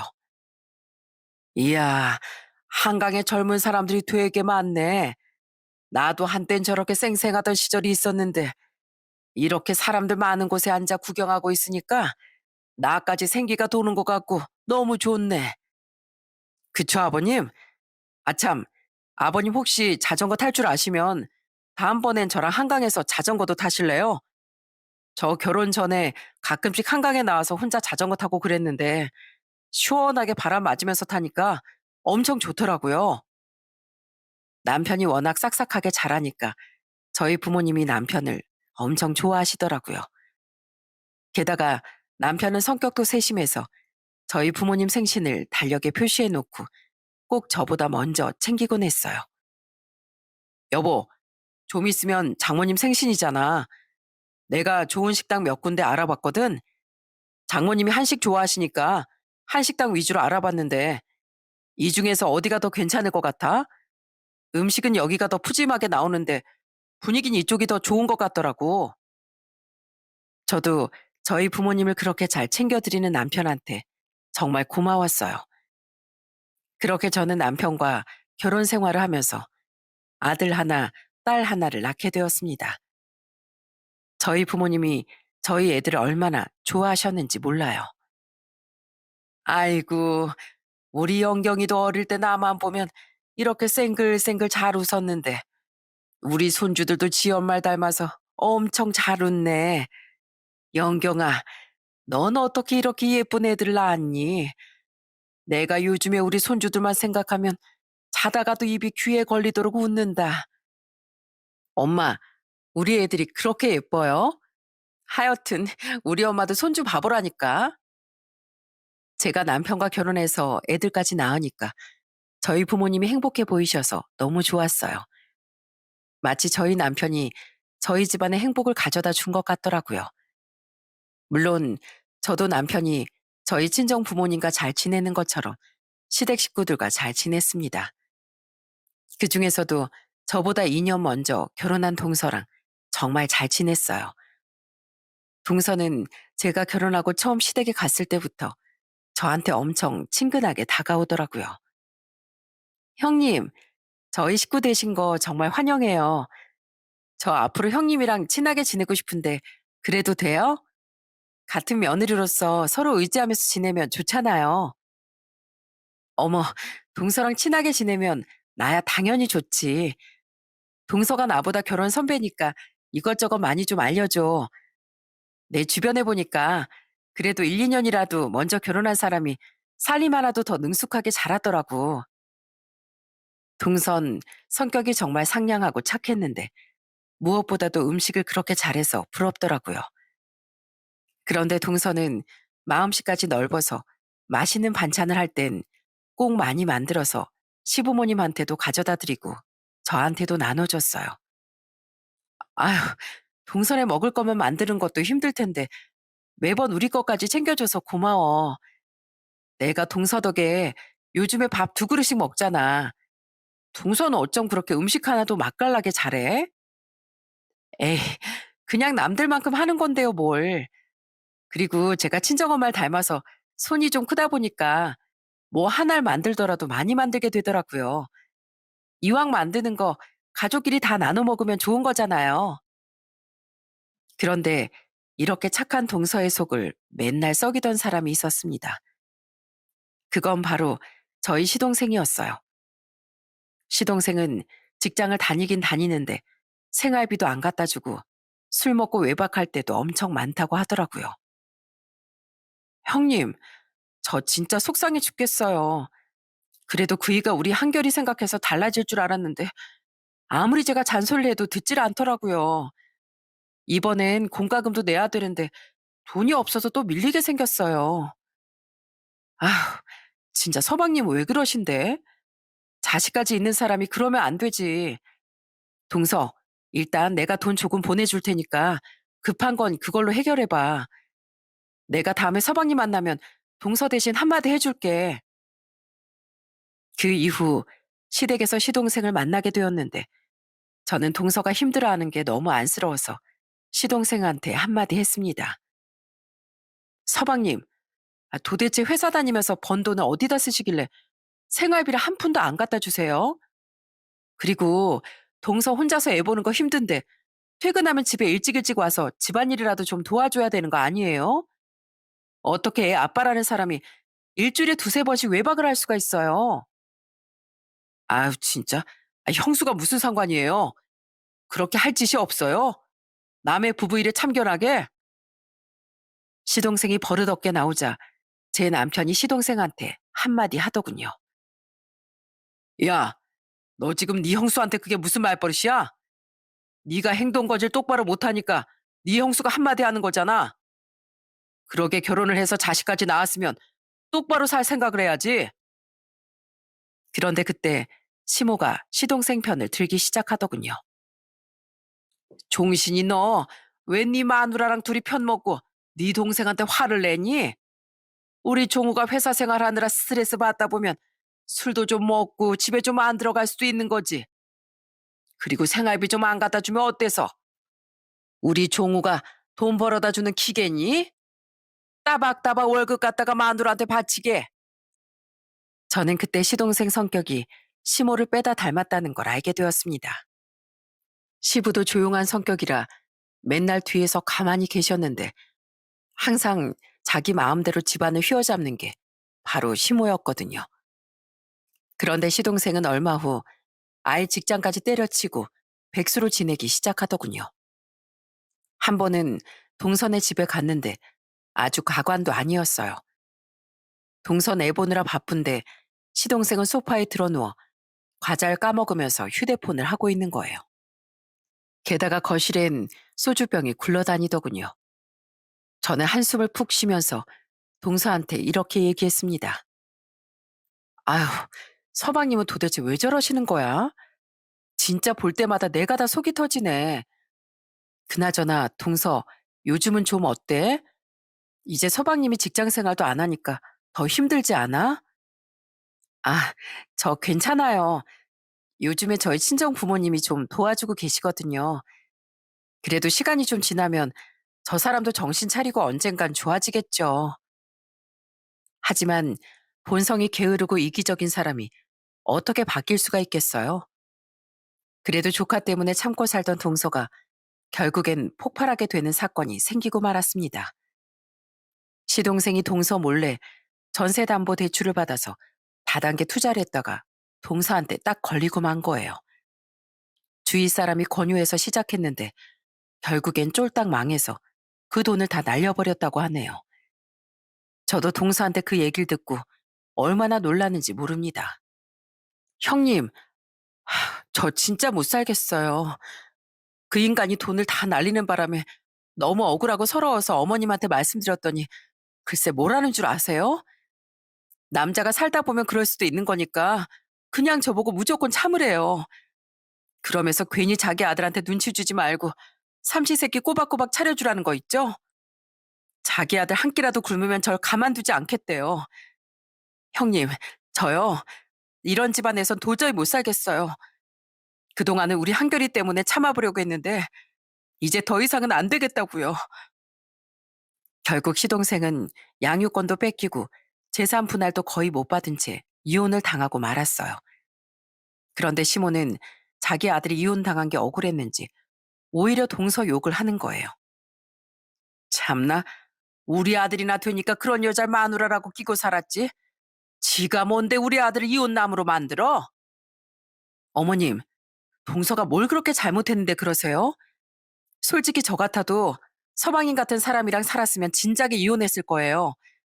남편 역할, 아빠 역할 하나도 못하고 자기 마음대로만 사는 사람을 도대체 어떤 여자가 참고 살아요? 뭐야?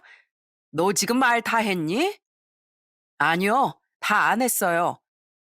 동서가 그동안 혼자 고생 다 하면서 얼마나 힘들게 살았는데 어머님은 그게 안쓰럽고 미안하지도 않으세요? 동서가 이혼까지 선택하게 된 건 어머님 탓도 있어요. 그러니까 지금이라도 동서한테 미안하게 생각하세요. 아시겠어요? 그런데 이렇게 집안이 난리가 난 와중에도 시부는 한마디도 안 했습니다. 평생 건설 현장에서 일하시다가 은퇴하고 지금은 집에서 쉬고 계시는데 워낙 내성적이고 조용하신 분이라 아예 집안일에 관여하고 싶지 않으신 것 같더라고요. 그러다 보니까 시모가 더 목소리를 크게 낼 수 있었던 것 같아요. 하지만 이렇게 시댁이 시끄럽던 와중에도 저희 부부와 친정 부모님은 정말 잘 지냈습니다. 한 번은 남편이랑 같이 명절 때 친정에 갔는데 마치 외출하시던 부모님의 모습을 보게 되었어요. 저희 부모님은 연세가 벌써 70이 다 되어 가는데도 다정하게 손을 꼭 잡고 걸어가시더라고요. 남편은 그 뒷모습을 보면서 저한테 이렇게 얘기하더군요.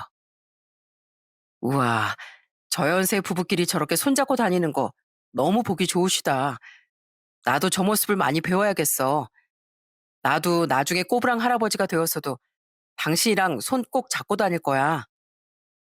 저희 집안은 워낙 사이가 좋으셨던 부모님 덕에 항상 화목했습니다. 그런데 어느 날부턴가 부모님이 사시던 집 쪽이 재개발될 거라는 소식이 들려왔어요. 하지만 그때까지만 해도 별로 신경 쓰지 않았죠. 원래 재개발 얘기가 나와도 진짜로 재개발될 때까진 한참 걸리니까요. 그런데 그 와중에 시모랑 시동생은 자꾸만 저희 부부한테 이것저것 요구하더군요. 시동생은 툭하면 저희 남편한테 전화해서 용돈을 달라고 하고 시모도 저한테 전화해선 말도 안 되는 소리를 하시는 거예요. 애미야, 너 네 남편만 챙기지 말고 네 시동생도 좀 챙겨라. 너 이번에 우리 집에 왔을 때 네 시동생 다 늘어난 티셔츠 입고 있는 거 못 봤니? 네가 형수로서 멋있게 정장 한 벌이라도 맞춰줘야 네 시동생이 면접이라도 보러 다니지. 어머님, 서방님한테 정장이 없는 것도 아닌데 무슨 저보고 새로 정장을 맞춰주라고 그러세요. 그리고 정 취직하고 싶으면 꼭 사무직이 아니더라도 생산직이나 택배일 같은 거라도 할 수 있는 거잖아요. 본인이 의지가 없어서 안 하는 건데 꼭 제가 옷을 안 사줘서 그런 것처럼 말씀하시네요. 정 그렇게 서방님이 안쓰러우시면 어머님 돈으로 정장 맞춰주세요. 저는 애들 키우느라 그럴 돈 없어요. 저도 솔직히 시동생이 성실한 사람이었으면 선물로 정장 한 벌 정도는 해줄 수 있었을 겁니다. 하지만 시동생은 그 착한 전 동서를 나가 떨어지게 할 정도로 한심한 사람이었기 때문에 아무것도 해주고 싶지 않았어요. 저는 시동생 인생은 시동생이 스스로 알아서 할 거라고 생각해서 그냥 저희 가족들하고만 잘 지냈어요. 그런데 하루는 정말 믿을 수 없는 일이 일어나고 말았습니다. 그때까지만 해도 정말 건강하셨던 저희 아빠가 한겨울에 뇌졸중으로 쓰러지시고 만 거예요. 저희 아빠는 항상 건강을 챙기던 사람이었고 담배도 전혀 안 피우고 술도 거의 안 드시는 분이었는데 순식간에 이렇게 될 줄은 정말 꿈에도 몰랐습니다. 아빠 뇌졸중으로 쓰러지신 이후 한쪽 몸이 마비되시고 말도 거의 할 수 없게 되셨어요. 저희 부부랑 엄만 매일같이 아빠를 찾아가 제발 낫게 해달라고 빌었습니다. 영경아, 아무래도 내가 전생에 큰 죄를 지었나 보다. 아들 둘을 하루아침에 그렇게 떠나보내고 이제 네 아빠까지 이렇게 되어버렸잖니. 너 네 아빠가 얼마나 좋은 사람인지 알지? 네 아빤 젊었을 때부터 항상 이 엄마의 보디가드를 해주던 사람이었어. 내가 어디 아프기만 하면 바로 달려가서 약을 사다 주고 어깨라도 아프면 어깨를 주물러 주던 사람이었다고. 지금 나이가 70이 다 되어 가는데도 아직도 내 발을 소중하게 씻겨주던 사람이었단 말이야. 저도 알아요, 엄마. 세상에 우리 아빠만큼 좋은 사람도 없잖아요. 그러니까 우리 아빠 곧 일어나실 수 있을 거예요. 그러니까 우리 아빠 낫게 해달라고 기도해요. 네? 하지만 저희 아빤 투병 생활 1년 만에 결국 세상을 떠나고 말았어요. 저희 엄만 너무나 큰 슬픔에 또 한 번 실신하고 말았습니다. 저 역시도 지금 이 상황을 도저히 믿을 수가 없더라고요. 저희 남편이 끝까지 지켜줘서 장례식은 무사히 치렀지만 아빠를 잃은 상실감은 이루 말할 수 없었습니다. 그런데 저보다도 저희 엄마가 문제였어요. 엄마는 아빠가 떠나신 후 완전히 우울증에 걸려버리셨거든요. 밥도 안 드시고 맨날 누워있기만 하고 툭 하면 살기 싫다고 하시더라고요. 저는 그런 엄마가 너무 걱정되어 매일같이 퇴근하고 엄마를 찾아갔습니다. 엄마, 이러지 말고 밥 좀 먹어봐요. 이러다가 엄마까지 쓰러진다니까요. 됐다. 아들을 둘이나 떠나보내고 이제 남편까지 하늘나라로 보낸 내가 무슨 자격으로 밥을 먹니? 나 그냥 이대로 이 세상과 영영 작별하련다. 그러면 적어도 하늘나라에 먼저 가 있는 네 아빠랑 오빠들을 볼 수 있겠지. 제가 아무리 옆에서 위로를 해도 전혀 나아지는 게 없었습니다. 전 이러다가 엄마까지 큰일 날까봐 너무 걱정되더라고요. 그런데 하루는 저희 남편이 저한테 이러더라고요. 여보, 우리 그냥 앞으로 장모님 모시고 살자. 장모님 안 그래도 마음이 많이 힘드실 텐데 혼자 계시면 더 안 좋은 생각만 하실 거야. 그래도 장모님이 우리 애들을 많이 좋아하시니까 우리랑 같이 지내면 좀 괜찮아지지 않으실까? 그렇게 전 정말 고마운 남편 덕분에 엄마를 모시고 살 수 있게 되었어요. 그래서 그 후부터는 엄마가 살던 주택 1층도 다른 사람한테 세를 주게 되었어요. 남편은 저희 엄마를 정말 극진히 모시더라고요. 저희 엄마가 기운이 없어 보이면 직접 죽까지 끓여서 대령하더군요. 어머님, 제가 전복 넣고 전복죽 좀 끓여봤는데 한 입만 딱 드셔보세요. 마음 같아선 든든하게 고기라도 구워드리고 싶은데 요즘에 통 안 드시니까 괜히 탈나실까봐 죽으로 끓여봤어요. 아이고, 고맙네. 내가 괜히 여기 들어와서 사느라 자네가 많이 불편할 텐데 이렇게 내 식사까지 챙겨주니까 얼마나 고마운지 몰라. 내가 자네 생각해서라도 힘내서 한술 떠보겠네. 에이, 저 불편한 거 하나 없어요. 오히려 이렇게 어머님이랑 같이 지내니까 집안에 따뜻한 분위기도 더 도는 것 같고 좋은데요. 그러니까 앞으로는 저랑 같이 맛있는 것도 많이 드시고 좋은 곳도 많이 다니시겠다고 약속해요. 아셨죠? 그 후 남편은 저희 엄마의 기분을 풀어드리겠다고 경치 좋은 곳으로 같이 여행도 다니고 정말 자식처럼 잘하더라고요. 저는 그런 남편한테 매 순간마다 너무 고마웠습니다. 그런데 하루는 시댁에 갔더니 시모가 저한테 이러는 거예요. 이해, 너 도대체 언제까지 우리 아들 고생시킬 거야? 우리 아들이 무슨 간병인인 줄 알아? 내가 기껏 힘들게 아들 키워놨더니만 왜 우리 아들한테 장물 모시고 살게 만드냐고? 그런데 그때 저희 남편이 나서서 한마디 하더군요. 어머니, 제발 그런 말씀 좀 하지 마세요. 저희 장모님 예전에 자식 둘이나 잃고 이번엔 아버님까지 돌아가셔서 얼마나 힘들어 하셨는 줄 아세요? 어머니한테는 아버지도 있고 저도 있고 종우도 있잖아요. 그런데 우리 장모님한텐 저희밖에 없단 말이에요. 아이, 그래서 뭐 어쩌라고? 가족들이 줄줄이 초상난 게 뭐 내 탓이니?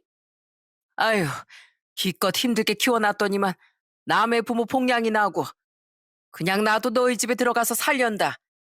나도 부모니까 이참에 나도 모셔보던가.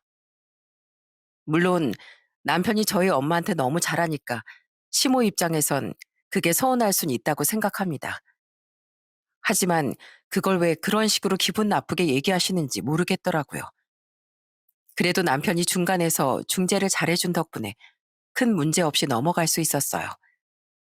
그런데 어느 날 정말 의외의 소식을 듣게 되었습니다. 어느새 동서랑 이혼한 지 7년이 된 시동생이 다른 여자랑 결혼을 한다는 거예요. 시동생이 만나는 여자가 있는 건 알았지만 결혼까지 할 거라는 건 시모의 전화를 듣고서야 알게 되었습니다.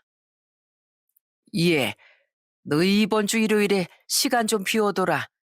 우리 종우가 이번에 결혼할 여자를 집으로 데리고 온단다. 너희도 가족으로서 같이 인사해야 되니까 일요일에 우리 집으로 오거라. 제가 이걸 의외라고 생각했던 건 시동생이 아직도 정신을 못 차린 상태였기 때문이에요. 아직까지 백수로 지내는 데다 맨날 저랑 남편한테 돈 좀 빌려달라고 졸랐거든요.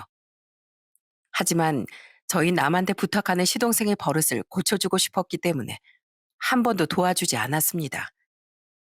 그래서 시모가 시동생한테 생활비도 주고 용돈도 주면서 그 뒷바라지를 다 했어요.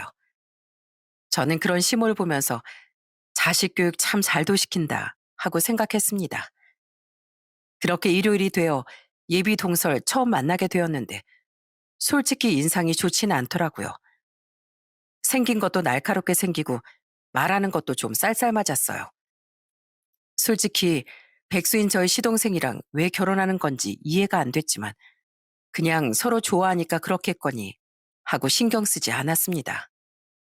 그런데 그맘때쯤 저희 친정에선 좋은 소식이 들려오기 시작했어요. 저희 부부가 엄마를 모시고 산지 3년 정도 된 시점이었는데 엄마가 세를 주고 있던 그 주택이 정말로 재개발이 된다는 거예요.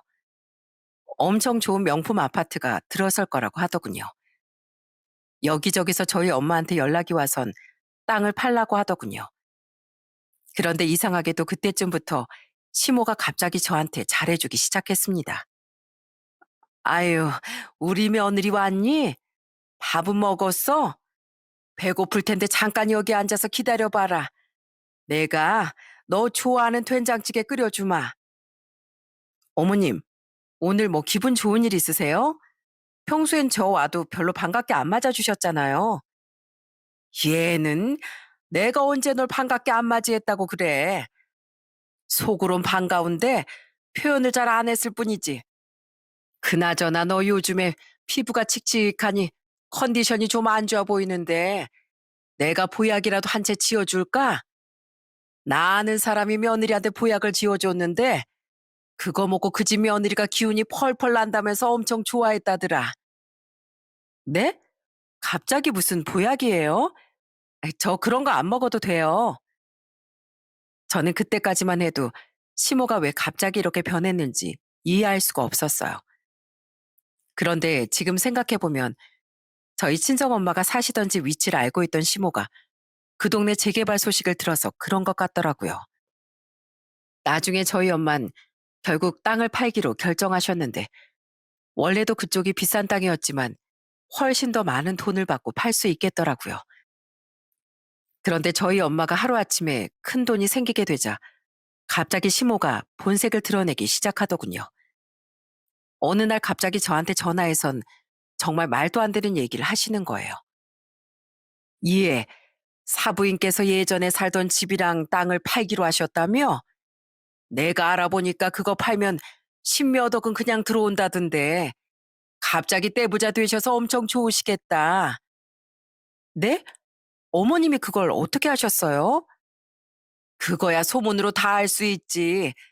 아무튼 그래서 말인데 내가 이번에 네 시동생 신혼집 계약하고 왔거든. 계약금은 내가 냈는데 잔금 치러야 되니까 네가 날짜 맞춰서 입금 좀 해줘라. 내가 문자로 계좌번호 보낼 테니까 딱 3억만 보내면 돼. 네? 3억이요? 아니, 그걸 왜 저보고 달라고 하세요? 왜기는 왜야? 어차피 사부인께서 땅 팔면 큰 돈 가지게 되실 텐데 그중에서 3억 원 정도 보태주는 건 별일도 아니시잖니. 그러니까 네가 그 돈 좀 나한테 보내거라. 저는 그 얘기를 듣고 정말 기절초풍하는 줄 알았습니다. 시동생이 재혼을 하는데 왜 그 신혼집을 저희 친정엄마 돈으로 하나요? 너무나도 당당하게 요구하는 그 모습에 치가 떨리더라고요. 어머님, 일단 무슨 말인지 알아들었고요. 제가 그 날짜까지 돈은 보내드릴게요. 그래? 역시 우리 며느리밖에 없네. 그럼 내가 기다리고 있으마. 그렇게 전화를 끊자 시모는 바로 저한테 계좌번호를 보내더군요. 하지만 저는 절대로 시모가 요구한 대로 돈 3억 원을 보낼 생각은 없었습니다. 그래서 전 시모가 요구한 날짜가 며칠 안 남았을 때 시모한테 3억 원이 아닌 3만 원을 보냈어요. 그리고 장문의 문자를 보냈습니다. 어머님, 약속한 대로 돈 보내드렸어요. 서방님 신혼집에 이사 가면 점심으로 중국집에서 시켜 드실 거잖아요. 짜장면만 시켜 드시면 아쉬우니까 탕수육까지 시켜 드시라고 3만 원 보내드렸어요. 그럼 많이 드세요. 아셨죠? 그런데 제가 그렇게 문자를 보내자마자 시모한테서 바로 전화가 오더군요. 시모는 잔뜩 화난 목소리로 저한테 난리를 치기 시작했어요. 이야, 내가 3억 원을 보내라고 했지? 언제 3만 원을 보내라고 했어? 너 지금 나한테 장난치는 거니? 너 분명히 그때 3억 원 보낸다고 했잖아. 어머님, 제가 언제 3억 원을 보낸다고 그랬어요? 그냥 돈을 보내드린다고 그랬죠. 그리고 저한테 무슨 돈 맡겨놓으셨어요? 3억이나 되는 큰 돈을 달라는 얘기를 어쩜 그렇게 쉽게 하세요? 뭐야? 아니, 안 사돈이 돈방석에 앉게 생겼으면 사돈끼리 그 정도 해줄 수도 있는 거지. 너 지금 그깟 3억 원이 아까워서 이러는 거니? 네, 당연히 아깝죠. 그리고 어머님이 뭔가 잘못 알고 계시는 것 같은데 저희 엄마가 땅 팔아서 받는 돈은 저희 엄마 돈이지 제 돈이 아니에요. 그런데 어머님이 왜 그 돈을 마음대로 달라고 하세요? 무슨 사채업자처럼 날짜까지 정해서 입금하라고 하셨잖아요. 그래도 전 최소한의 예의로 이사 갈 때 점심값이라도 하시라고 3만 원 보내드린 거니까 그거라도 고맙게 받으세요. 뭐라고? 예, 너 지금 미쳤니? 나 그 잔금 못 치르면 계약금 다 날리게 생겼어. 내가 무슨 무리한 욕을 한 것도 아니고 충분히 해줄 능력이 있어 보여서 부탁한 건데 기어코 이런 식으로 해야겠어? 계약금 날아가는 문제는 저랑 상관없죠. 애초에 그 집 계약하실 때 저랑 상의하셨어요? 제가 잔금 대신 치러드린다고 얘기한 적도 없는데 어머니 마음대로 집 계약하고 저한테 돈 요구하신 거잖아요. 그리고 서방님도 문제예요. 동서를 그렇게 고생시켜서 이혼당해놓고 새로운 여자랑 결혼하고 싶으면 자기 능력으로 결혼해야죠. 세상에 형수 돈으로 신혼집 마련할 생각하는 사람이 어딨어요? 진짜 아무리 제 시동생이지만 한심해 죽겠네요. 제가 그렇게 말하자 시모는 기분이 나빴는지 더 길길이 날뛰기 시작하더군요.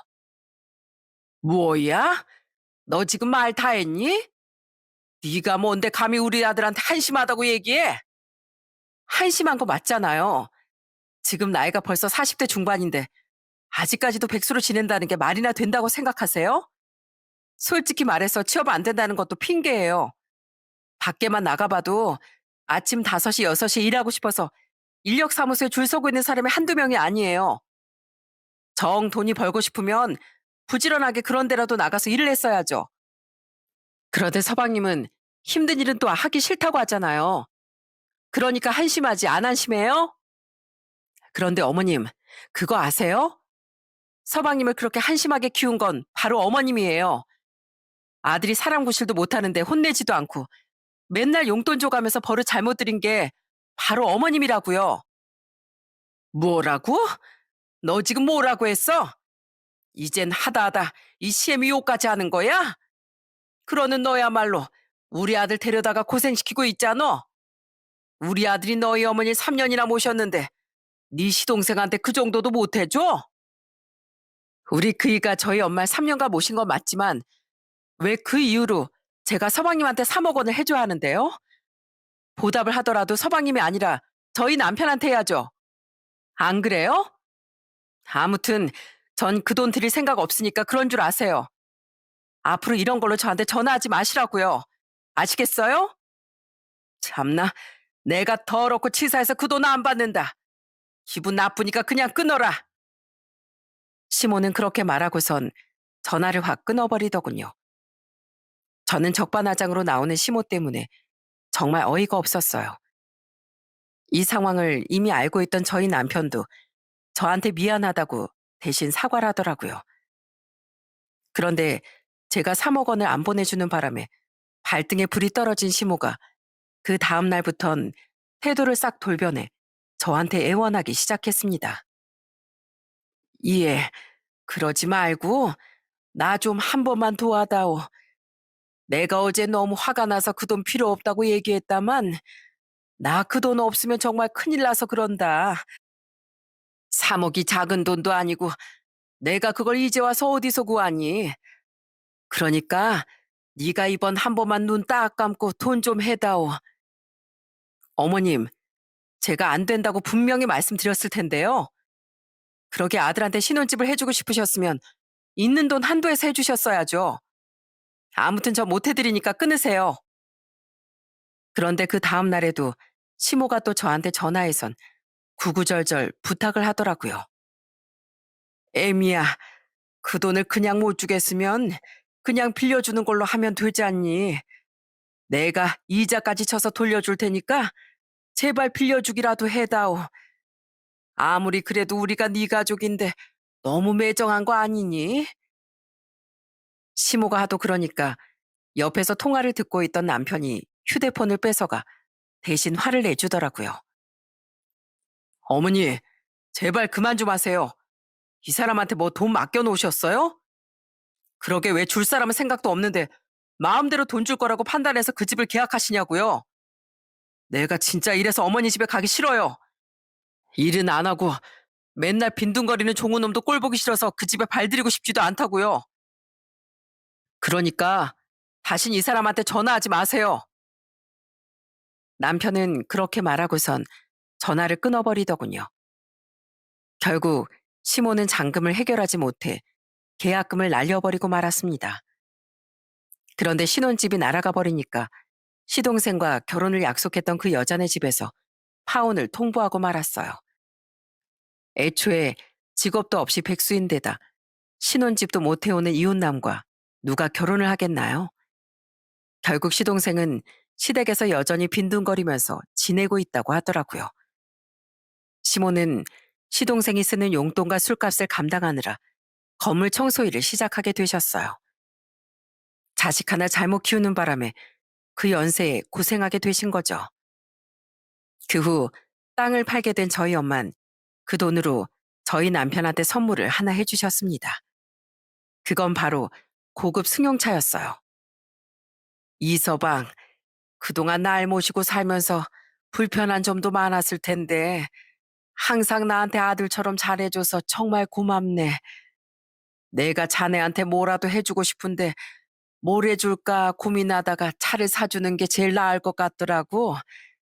자네 원래 타고 다니던 차가 엄청 오래됐지 않은가? 오래된 차 타고 다니면 위험할 수도 있으니까 앞으로는 좋은 차 타고 다니게. 아유, 저 이런 거 안 해주셔도 되는데 전 어머님이 집에서 끓여주시는 돼지 김치찌개 하나면 충분해요. 그래도 내가 어른으로서 그냥 받기만 할 수는 없지. 일단 지금은 내가 차만 사주지만 나중에 또 자네한테 필요한 거 뭐든지 해주겠네. 자넨 내 사위이자 아들이나 다름없는 사람이야. 저희 남편은 그 차를 받고 얼마나 고마워했는지 모릅니다. 그런데 한 번은 남편이 그 차를 끌고 혼자 시댁에 간 적이 있었는데 시동생이 그걸 보고 부러웠나 봐요. 하루는 저한테 전화를 해선 이러는 겁니다. 형수, 저도 형처럼 좋은 차 타고 싶은데 저도 차 한 대만 사주시면 안 돼요? 형만큼 좋은 차까지는 안 바라고 그거보다 살짝 낮은 등급으로 사주셔도 되는데. 참, 저기요, 서방님. 새 차가 갖고 싶으면 서방님이 돈 벌어서 사세요. 나이가 몇 살인데 언제까지 그렇게 한심하게 살 거예요? 서방님 때문에 어머님은 건물 청소일까지 하시는데 아들로서 어머님한테 죄송하지도 않아요? 물론 어머님이 서방님을 잘못 키워서 그런 것도 있지만 서방님도 나이가 이만큼 먹었으면 스스로 정신 차릴 줄도 알아야죠. 아유, 진짜? 아, 왜 또 나한테만 뭐라고 그래요? 안 사주면 안 사주면 되는 거지. 되게 쌀쌀맞게 구네. 아이, 알았으니까 끊어요. 저도 형수님이랑 더 얘기하기 싫거든요. 아마 제가 봤을 때 시동생은 평생 정신 못 차릴 것 같더라고요. 이래서 자식 교육이 중요하다고 하는 건가 봅니다. 전에 시모가 저한테 3억 원을 요구한 이유로 명절이나 생신 때 용돈 드리는 것 외엔 아무것도 안 하고 있어요. 저를 돈으로만 보는 시모한테 굳이 살갑게 대하고 싶지 않았거든요. 그런데 어느 정도 시간이 지나니까 시모가 아쉬웠는지 저한테 친한 척을 하기 시작하는 거예요. 자꾸만 저한테 전화를 해선 예전과는 달리 한참 누그러진 말투로 이러시더라고요. 애미야, 이제 나랑 다시 잘 지내보면 안 되겠니? 내가 요즘에 의지할 사람이 아무도 없어서 그래. 우리 둘째 아들은 맨날 집에서 빈둥대면서 용돈이나 달라고 하지. 이 시애비 내가 고생하든 말든 관심도 없지. 내가 자식 잘못 키우는 바람에 아주 서럽고 힘들어 죽겠다. 내가 이런 상황까지 되고 나니까 그래도 전에 나한테 살갑게 잘했던 네가 너무 생각나더라고. 나도 앞으로는 우리 작은 아들 사람 한번 만들어 볼 테니까 너도 나 좀 용서해 주면 안 되겠니? 하지만 전 아직까지도 시모를 받아들이고 싶은 생각이 없습니다. 그 일이 있고 나서 오랜 시간이 지난 것도 아니고 그냥 힘들어서 저한테 하소연을 하시는 걸로밖에 안 느껴졌거든요. 그래서 당분간은 계속 지켜볼 생각이랍니다. 그렇게 저는 시댁은 신경 안 쓰고 친정엄마와 잘 지내고 있었는데 얼마 전에 또 기쁜 소식 하나가 들려오게 되었어요. 시동생이랑 이혼한 전 동서와 가끔씩 연락을 하고 지냈었는데 얼마 전에 재혼을 한다고 하더군요. 그래서 깔끔하게 차려입고 결혼식장에도 갔다 왔답니다. 어머, 동서, 너무 예쁜 거 아니야? 이렇게 웨딩드레스까지 입고 있으니까 완전 공주님이 따로 없다. 그나저나 아까 보니까 동서 신랑 될 사람도 인상이 되게 좋아 보이더라. 역시 동서처럼 착한 사람은 언젠가 좋은 사람 만날 수 있을 줄 알았어. 형님, 감사해요. 저 형님이 여기까지 와주실 줄은 몰랐어요. 저 이번엔 꼭 좋은 가정 꾸려서 형님처럼 잘 살 거예요. 제가 항상 동경했던 게 형님네 결혼 생활이었거든요. 그래, 동선 살림도 잘하고 남을 배려할 줄 아는 좋은 사람이니까 분명히 결혼 생활도 잘할 수 있을 거야. 그런데 혹시라도 신랑이 힘들게 하면 이번엔 너무 참지만 말고 동서도 할 말을 하고 살아. 알았지? 그럼요. 당연히 그렇게 할 거예요. 그럼 형님, 오늘 식사 맛있게 하고 가세요. 제가 나중에 신혼여행 갔다 오면 형님 선물도 꼭 사올게요. 전 동서가 그렇게 말하며 해맑게 웃는데 그 모습을 보니까 저까지 기분이 좋아지더라고요. 예전엔 시동생 때문에 맨날 고생만 했었는데 이번엔 행복한 결혼 생활을 했으면 좋겠다고 마음속으로 빌어줬습니다. 그리고 저 역시도 지금까지 살아왔던 것처럼 엄마를 모시고 화목하게 살겠다고 다짐했어요. 돌아가신 저희 아빠 오빠들이 먼저 떠난 걸 미안해하지 않게끔 엄마한테 더 잘할 생각입니다. 아마 제가 이렇게 잘 지내고 있는 걸 저희 아빠 오빠들도 하늘나라에서 지켜보고 있겠죠? 여러분, 저는 참 가족 복이 많은 사람인 것 같아요. 인자하신 아빠와 항상 가족을 생각하던 오빠들, 그리고 저희 엄마를 지극정성으로 챙겨주는 남편까지. 이런 좋은 가족들을 만날 수 있었던 건 정말 행운이었던 것 같습니다. 물론 저희 아빠랑 오빠들이 먼저 세상을 떠난 건 너무 가슴이 아프지만 너무 착한 사람들이라 하늘나라에서 일찍 데려간 거라고 생각하기로 했어요. 그래야 남은 생 동안 누구보다 밝고 씩씩하게 엄마를 모시고 살 수 있을 것 같거든요. 우리나라 속담 중에 매를 아끼다가 자식 농사 망친다 라는 말이 있어요. 저희 시모도 시동생한테 혼낼 땐 혼내고 엄하게 키우셨으면 이 늦은 나이에 고생하시는 일은 없었을 겁니다. 그런데 자식 하나를 잘못 키우는 바람에 며느리한테도 외면당하고 아직까지 자식 뒷바라지를 하면서 살고 계시네요. 제 사연을 듣는 분들께서도 자식이 예쁘다고 너무 오냐오냐 하지만 마시고 혼낼 땐 따끔하게 혼내셨으면 좋겠어요. 저도 시동생을 보면서 저희 애들은 절대 그렇게 되지 않도록 많이 신경 쓰고 있답니다. 여러분, 그럼 전 제 이야기를 이쯤에서 마치는 걸로 할게요. 끝까지 들어주셔서 정말 감사합니다. 그럼 오늘 하루도 행복하게 보내세요.